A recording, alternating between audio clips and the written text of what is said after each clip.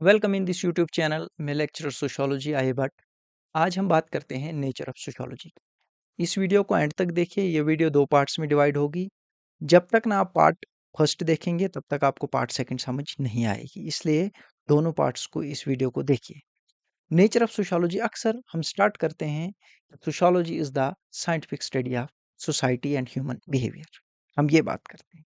तो इसी बेस पे has long been debated in terms of its nature and scientific status। इसी base पे ये डिबेट छिड़ जाती है कि सोशियोलॉजी की नेचर और सोशियोलॉजी का जो साइंटिफिक स्टेटस है, क्या वाकई है साइंस है?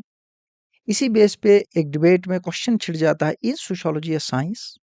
ये डिबेट शुरू हो जाती है, इज सोशियोलॉजी अ साइंस? इस डिबेट में दो किस्म की सोचें निकल के आती हैं। एक वो थिंकर्स निकल के आते हैं जिनको हम पॉजिटिविस्ट थिंकर्स कहते हैं, और दूसरा वो थिंकर्स निकल के आते हैं जिनको हम इंटरप्रेटिविस्ट कह सकते हैं या इंटरप्रेटिव स्कूल ऑफ थॉट कह सकते हैं। जो पॉजिटिविस्ट हैं उनका मानना है कि सोशियोलॉजी जो है वो साइंस है। ये कहते हैं इसमें अगस्ट कोमट आता है, इसमें आपके इमाइल दुर्खीम आता है, इसमें आपका हर्बर्ट स्पेंसर आता है और बाकी बहुत सारे थिंकर्स इसमें जुड़ जाते हैं। और ये साइंस क्यों कहते हैं, इसके पीछे जब हम एमर्जेंस वाला टॉपिक पढ़ेंगे, एमर्जेंस ऑफ सोशियोलॉजी, उसमें हम डिटेल में पढ़ेंगे कि साइंस क्यों कहते हैं और ये साइंस के पीछे क्यों ज़्यादा भागे, इस पे डिस्कस करेंगे। तो आज ये पॉजिटिविस्ट थिंकर कहते हैं कि सोशियोलॉजी का स्टेटस जो है वो साइंस है। क्यों? क्योंकि वो एक टर्म यूज़ करते हैं जिसका नाम है पॉजिटिविज़्म। क्योंकि ये पॉजिटिविज़्म यूज़ करते हैं। पॉजिटिविज़्म का मतलब हो गया, किस तरह से नेचुरल साइंसेज़ चाहे फिज़िक्स, केमिस्ट्री, बायोलॉजी जो है मैटर को स्टडी करती हैं by applying the scientific methods. इसी तरह से हम सोशल फिनोमेनास को स्टडी कर सकते हैं सेम साइंटिफिक मेथड्स इस्तेमाल करके। तो इसको हम कहते हैं positivism according to the Auguste Comte. अब ये दो जो साज है, इन दो ग्रुप्स, जो दूसरा ग्रुप निकल के आता है वो इंटरप्रेटिविस्ट है। इसमें इथनोमेथोडोलॉजी स्कूल ऑफ थॉट है, फिनोमेनोलॉजी स्कूल ऑफ थॉट है, ड्रामेटोलॉजिकल स्कूल ऑफ थॉट है। इसमें जॉर्ज हर्बर्ट मीड आते हैं, इसमें ब्लूमर आते हैं, इसमें पीटर बर्गर एंड थॉमस लकमैन आते हैं। तो इनका कहना है कि सोशियोलॉजी प्योर साइंस नहीं है, क्योंकि हमारा सब्जेक्ट मैटर जो है वो ह्यूमंस के साथ डील करना है और ह्यूमंस में एक्शंस होते हैं, मोटिव्स होते हैं, सब्जेक्टिव मीनिंग्स होते हैं, तो इसलिए हम सोशियोलॉजी को साइंस नहीं कह सकते। This divergence reflect the richness of sociology as discipline, revealing its complex relationship with both scientific rigor and human understanding। इसका मतलब ये हो गया कि इसको डिसाइड करना, ये इसकी जो खासियत ये निकल के आती है कि सोशियोलॉजी डिसिप्लिन जो है ये साइंटिफिक बेसिस भी है इसकी और सब्जेक्टिव अंडरस्टैंडिंग भी डील करती है। तो लास्ट तक बने रहिए। कंक्लूजन में हम आपको बताएंगे कि अब असली नेचर सोशियोलॉजी की क्या रहती है। चलो अब हम डिस्कस करते हैं। इसी बेस पे दो स्कूल ऑफ थॉट निकल के आते हैं। एक आता है, कहता है कि सोशियोलॉजी एज अ साइंस, दूसरा कहता है कि sociology is not a science. ये जो दो स्कूल ऑफ थॉट हैं, एक Auguste Comte, Emile Durkheim, Herbert Spencer, और दूसरे में ब्लूमर, मीड, गारफिंगल, अल्फ्रेड शूज, Peter Berger and Thomas Luckmann etcetera, ये आते हैं। सबसे पहला स्कूल ऑफ थॉट जो है sociology as a science, positivistic view point क्या है। सबसे पहले शुरुआत करता है इसमें, क्या कहते हैं अगस्ट कॉमेट क्या कहता है, this view is rooted in positivism, philosophy developed by August Comte, which holds that knowledge is valid only if it is based on observation, empirical evidence, and scientific method. According to this school, society functions according to laws, just like physical world। इसके कहने का ये मतलब है यहाँ पर कि जो सोशियोलॉजी है, सोशियोलॉजी को हम तभी साइंस कह सकते हैं, ये नेचुरल, जिस तरह से नेचुरल साइंसेस काम करती हैं उसी तरह से सोशियोलॉजी भी काम करती है। शर्त सिर्फ एक ही है। शर्त क्या है कि वो फैक्ट्स को स्टडी करनी चाहिए ऑब्जर्वेशन के बेस पे, एम्पिरिकल एविडेंसेस के बेस पे, और साइंटिफिक मेथड्स का इस्तेमाल करनी चाहिए। ये दोनों स्कूल ऑफ थॉट अपने अपने रीजंस एंड लॉजिक्स देते हैं और कहते हैं कि सोशियोलॉजी साइंस कैसे है। सबसे पहले जो ग्रुप ऑफ थॉट कहता है कि सोशियोलॉजी साइंस है, उसमें पॉजिटिविस्ट जिनको हम कहते हैं, वो रीजंस क्या देते हैं। सबसे पहले वो रीजन देते हैं कि laboratory of sociology social area. As we know that natural science directly conduct experiments with objects in laboratory, so laboratory is in an enclosed room. In the same way, sociology studies subject matter, that is social phenomena, social interaction, social behavior in social laboratory, which is open. In this way we can say that sociology is science. ये simple सी बात है. इनका कहना है जिस तरह से natural sciences जब अपने सब्जेक्ट मैटर को स्टडी करते हैं, मैटर को स्टडी करती हैं नेचुरल साइंसेज, वो एक इनक्लोज्ड रूम में एक्सपेरिमेंट्स करती हैं. वहीं पे ऑब्जर्वेशन भी केमिकल, जैसे सपोज मैं केमिस्ट्री की बात करूं, तो जब केमिस्ट्री में कोई एक्सपेरिमेंट होता है तो इनक्लोज्ड रूम में लेबोरेटरी होती है केमिस्ट्री की, तो इनक्लोज्ड रूम में केमिकल्स की ऑब्जर्वेशन भी होती है, केमिकल्स की रिकॉर्डिंग भी होती है, उसके बाद उनके एनालिसिस भी होते हैं जिसको एक्सपेरिमेंटेशन भी होते हैं. इसी तरह से इनका कहना है पॉजिटिविस्ट का कि सोशियोलॉजी भी साइंस है. अगर नेचुरल साइंसेस की लेबोरेटरी एनक्लोज्ड रूम में है, उस बेस पे आप उनको साइंस कहते हैं, तो हमारी भी तो लेबोरेटरी है. हमारी लेबोरेटरी एक सोशल एरिया ओपन फील्ड में हमारी लेबोरेटरी है, क्योंकि हम सोसाइटी के डिफरेंट एस्पेक्ट से डील करते हैं, तो हमारी लेबोरेटरी पूरा सोशल एरिया हो गया. इस बेस पे हम कह सकते हैं कि सोशियोलॉजी साइंस है. इसी बात पे दूसरा दूसरा पॉइंट ये रेज करते हैं, ऑब्जेक्टिविटी एंड वैल्यू न्यूट्रलिटी. ये कहते हैं कि जिस तरह से नेचुरल साइंसेज में, जब नेचुरल साइंसेज अपने सब्जेक्ट मैटर को स्टडी करती हैं, चाहे फिजिक्स हो, केमिस्ट्री हो, बायोलॉजी हो, तो वो क्या करते हैं, वो ऑब्जेक्टिविटी एंड न्यूट्रलिटी के बेस पे स्टडी करते हैं. अब ऑब्जेक्टिविटी क्या होता है? ऑब्जेक्टिविटी का मतलब क्या हो गया? Objectivity and value neutrality. Value neutrality हम लिखेंगे क्या होता है. ऑब्जेक्टिविटी एंड वैल्यू न्यूट्रलिटी क्या होता है?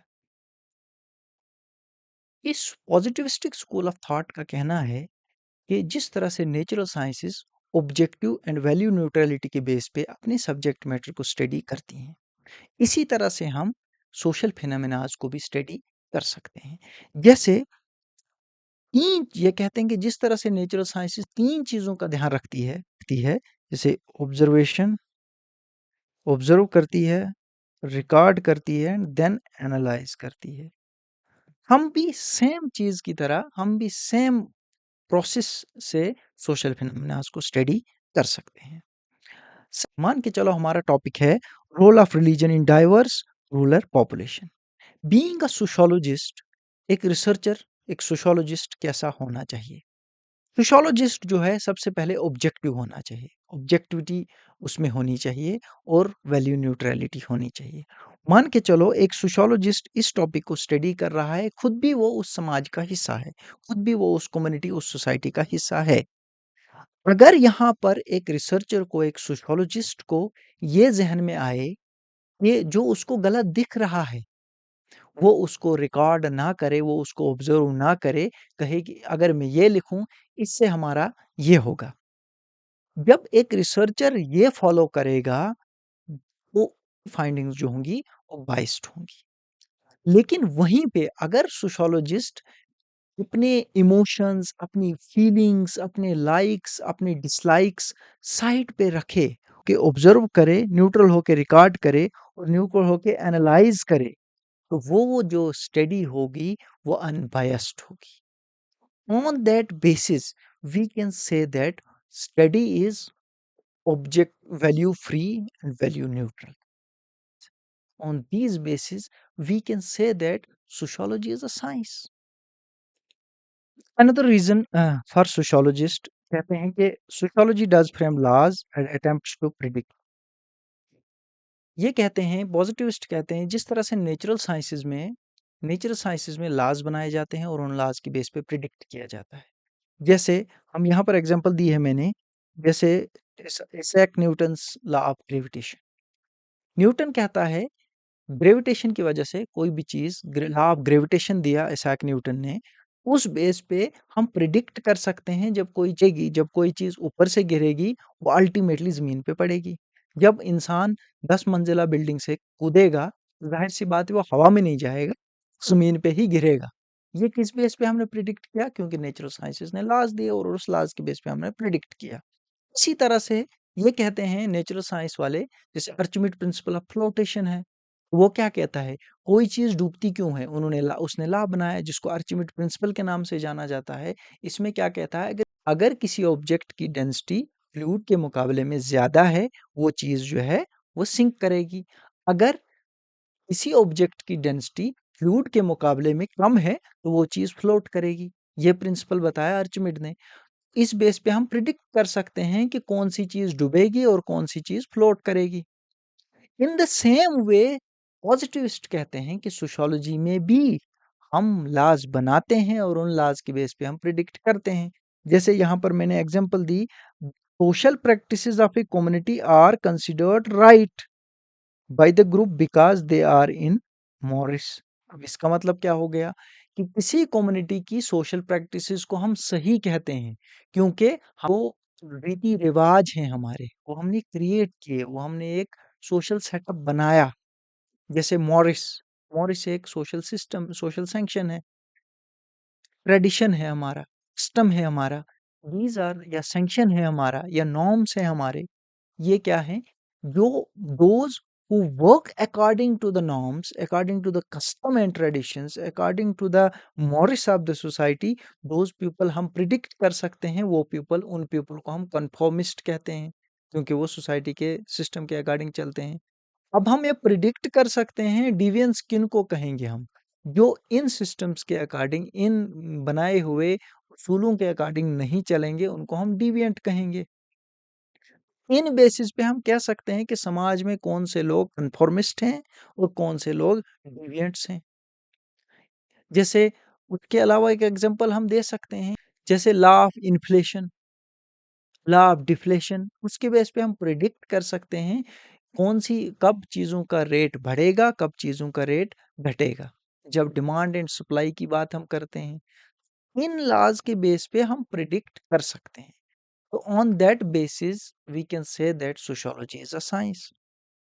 अब इसी बात पे अनदर रीजन देते हैं, कॉज इफेक्ट रिलेशनशिप की बात करते हैं।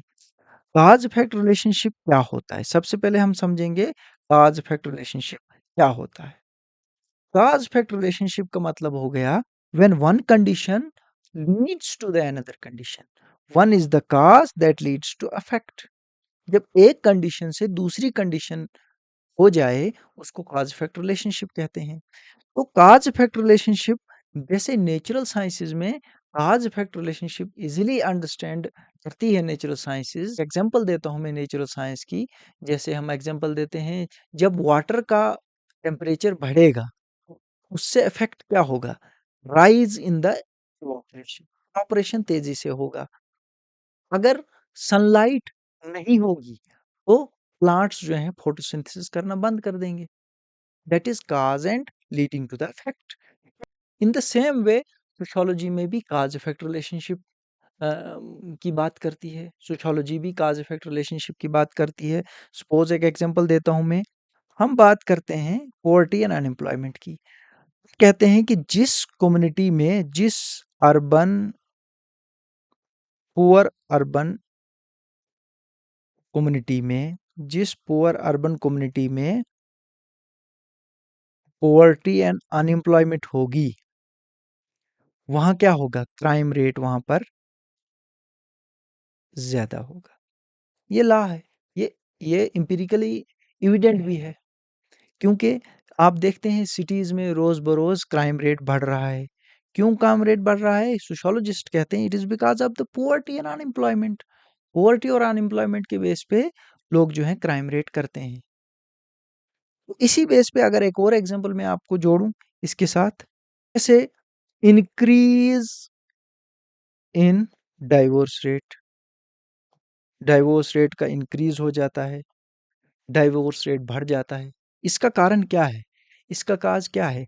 Because of the disorganised families. Disorganised families की वजह से क्या हो रहा है?